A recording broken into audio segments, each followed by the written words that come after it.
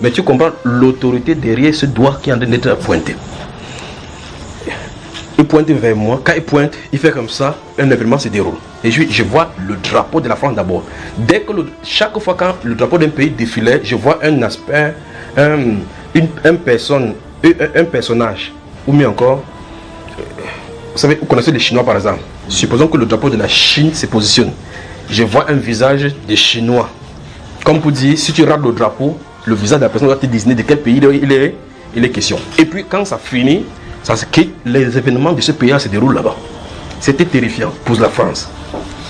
C'était terrifiant. Donc ce qu'ils sont en train de vivre là maintenant, vous appelez les gilets jaunes, n'est qu'un aspect infime de ce qui est en train de se préparer. Parce que il dit bien le premier c'est la France. Et puis j'ai vu le Mexique, l'Égypte, le Maroc et l'Afrique. J'ai vu le globe se tourner devant moi comme ça dans cet écran là. Tourner avec. Oh frère, c'est terrible.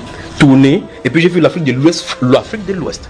Dans la partie Afrique. Vous savez, vous avez votre map de l'Afrique comme ça. Dans cette tournée devant moi, quelque chose est sorti de chez frappé là-bas. Bam. Comment ça c'est à évoquer le désordre dans tout le continent. Donc il y a des challenges qui vont venir sur la terre. Des challenges arrivent sur la terre. Les gouvernants ne sauront pas quoi faire. La France, intéressons-nous pour la France. C'est pour ça qu'ils sont en train de dire, après notre jeûne ci, les 3 prochains jours après le jeûne, on doit consacrer cela pour la France, pour prier pour la France. Parce que le monsieur, ce qui est là-bas, il ne sait pas ce qu'il a fait contre Dieu. Mais ce n'est qu'une accumulation de choses. Vous me suivez mes frères? Amen. Maintenant, je m'intéresse à la France, maintenant il va expliquer doucement pour la France. Mais il est question ici des désordres qui vont advenir dans le plan chaos. C'est un chaos dans le gouvernement. Et ces chaos, dans chacune des choses que je vois là, ce sont des soulèvements. C'est-à-dire que c'est comme si les gens en ont ras le bol. Maintenant, écoutez, le prochain soulèvement que j'ai vu après celui-ci, c'était des Noirs. Des gens de couleur. Parce que j'ai vu sur l'aspect, après ceci, quand le drapeau français s'est positionné, j'ai vu des gens de couleurs qui se trouvent en France se révolter. C'était terrifiant. Et derrière eux, donc c'est ça le plus grave de cette histoire. Je ne sais pas comment vous expliquer, mais puisse le Seigneur m'aider à dire de la façon que je suis en train de voir.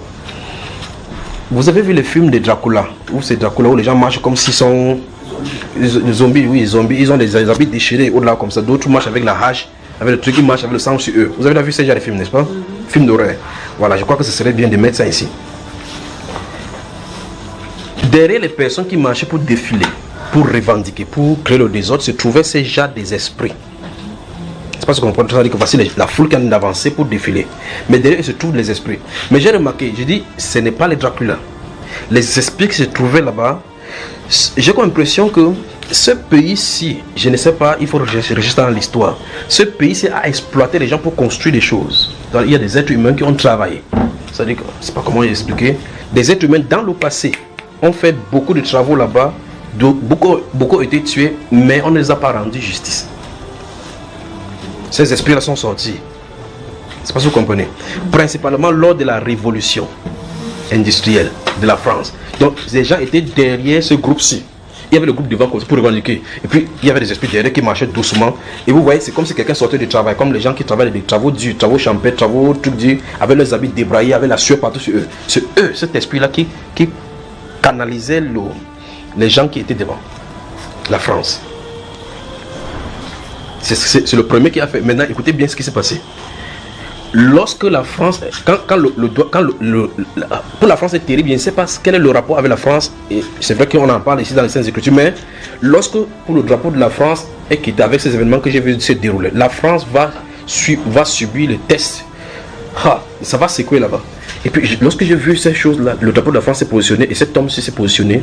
Si on ne prie pas pour ces événements, il dit bien, ça va aller crescendo au point où le président risque de démissionner. Et ça va prendre l'autre personne encore, la personne qui va entrer là-bas va prendre le feu. Et donc, quand j'ai vu ce drapeau se quitter, quand c'est quitté, maintenant j'ai vu le Seigneur sur les chevaux en train de venir. Donc c'est comme si, avant que les autres pays ne se passent, je l'ai vu sur le drapeau, sur le cheval, avec des gens derrière lui, faisant comme ça. Et puis l'image s'est arrêtée, il a continué avec d'autres pays. Je ne sais pas ce que ça veut dire. L'autre là, je ne sais pas ce que ça veut dire. Parce que le doigt est d'abord sorti. Comme pour dire, regarde. Et puis, je regarde. Ça montre cela, ce que je vous ai décrit. au milieu des langages que je puisse utiliser pour que vous saisissiez. Et puis quand ça finit, avant de passer à un autre pays, le Mexique, j'ai vu lui sur le chevaux, avec les chevaux là comme ça. C'est comme si c'était c'est comme pour dire, on va entrer en scène. Vous savez, c'est pas si vous comprenez. On va entrer en scène. Voilà cet état que j'ai vu. Et puis ça, c'est la France. Après maintenant le Mexique. Même chose, même soulèvement. Mais ce qui m'a étonné, c'est entre le pays, je ne sais pas si c'est entre l'Algérie, mais c'est un pays du Maghreb, parce que quand la personne se présente, ils se ressemblent là, les uns et les autres. Donc, j'ai comme l'impression qu'il y a encore un autre soulèvement qui va arriver du côté du Maghreb. Là, le Mexique, c'est encore très grave. Donc, l'Amérique du Sud, la France, en tout cas, l'Afrique de l'Ouest, quelque chose va balayer l'Afrique de l'Ouest avec les contestations, avec le soulèvement. Parce que pour l'Afrique, j'ai vu c'était très grave dans cette zone-là. La façon que j'ai vu, le globe s'est tourné. Et puis quelque chose a frappé. Il s'est frappé à l'entrée. Vous savez, quand le globe finit là-bas, on montre c'est pareil avec la main en haut là-bas. Aux environs des Conakry, Guinée-Conakry, Abidjan, Gambie, en haut là-bas, au Sénégal. Quelque chose s'est passé là-bas. Des traces des échauffourées de la journée étaient encore visibles par endroits hier soir. Restes de pneus brûlés ou pavés sur la chaussée, stations-service vandalisées. Mais les rues de la capitale, où l'accès à Internet est réduit, étaient calmes.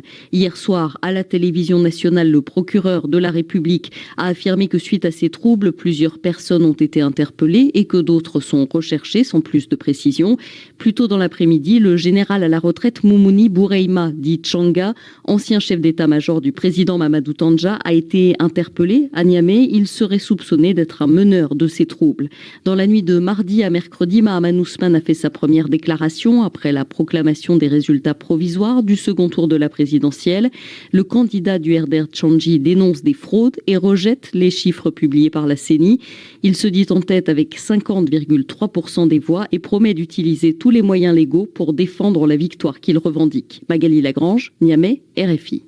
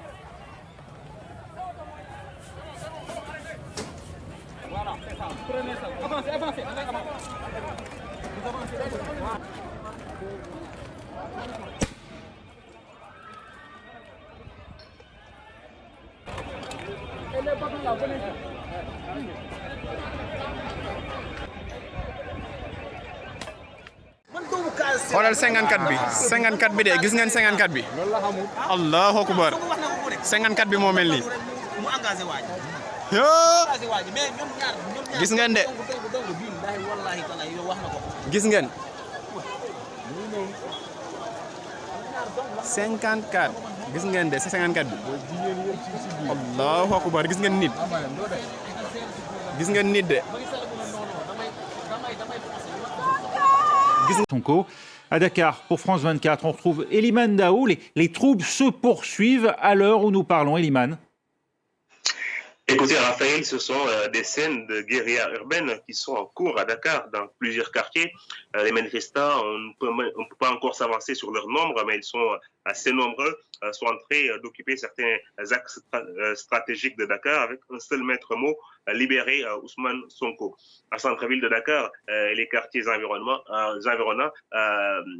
les magasins sont fermés, les services aussi. La ville de Dakar est quasi au ralenti en centre-ville, mais en banlieue, dans certains quartiers, l'activité continue normalement.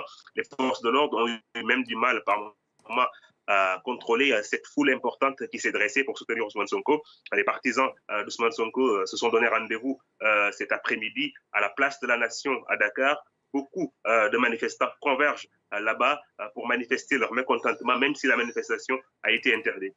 Des manifestations sont également en vue dans d'autres villes du pays. Au total, depuis ce jeudi, 5 personnes ont été tuées selon des sources médiatiques et une seule selon le gouvernement dans un communiqué publié hier, ce jeudi, et qui n'a pas encore eu de réactualisation. Ousmane Sonko lui était entendu dans le cadre de sa garde à vue pour répondre de l'accusation de viol dont il fait l'objet. Dans quelles conditions s'est déroulée sa comparution ? Écoutez, Ousmane Sonko a été auditionné ce matin au tribunal, et selon ses avocats, qui disent n'avoir pas été autorisés de l'assister. Ils ont dénoncé une violation des droits de la défense. L'audition est renvoyée à lundi. Ousmane Sonko est retourné à la section de recherche de la gendarmerie à Colobane, où il est en garde à vue. Colobane, c'est un quartier de Dakar, où il va certainement passer le week-end. Le gouvernement du Sénégal, qui a très peu réagi depuis l'éclatement de cette affaire,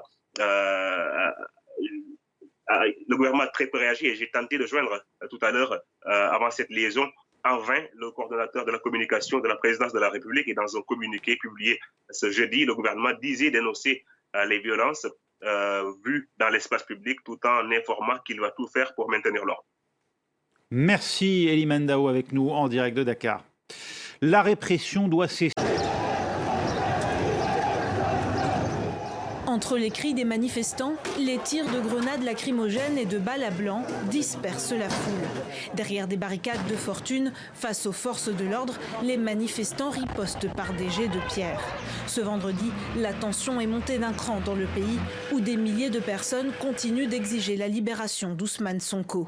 Accusé de viol par l'employé d'un salon de massage, l'opposant est en garde à vue, arrêté pour trouble à l'ordre public alors qu'il se rendait au tribunal où il était convoqué.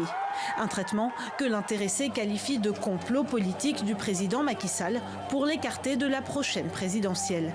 Dans la rue, on réclame sa libération et surtout un changement de système.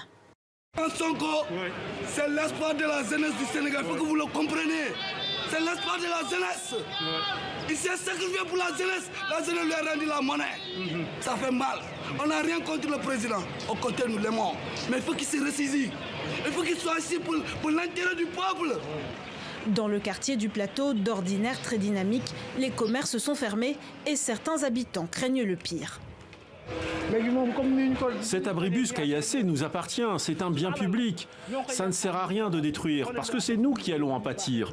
Je ne suis pas d'accord avec les manifestations, ça n'a aucun sens. C'est nous, les citoyens lambda, qui allons subir les conséquences de ces actes. En marge des émeutes, des pillages ont eu lieu comme dans ce supermarché d'une enseigne française entièrement saccagé. Dans la foulée, le gouverneur de Dakar a interdit la circulation des 2 roues jusqu'au samedi 6 mars 21h. L'Observatoire indépendant d'Internet NetBlock a confirmé des restrictions d'accès aux réseaux sociaux, principalement pour le partage de photos et de vidéos. Des coupures qui surviennent après la suspension de 2 chaînes de télévision pour leur couverture des manifestations. Les sièges d'une radio privée et d'un quotidien public ont aussi été attaqués. Un climat qui interroge quant à la santé démocratique du Sénégal, pays dont la stabilité est un exemple pour toute l'Afrique de l'Ouest.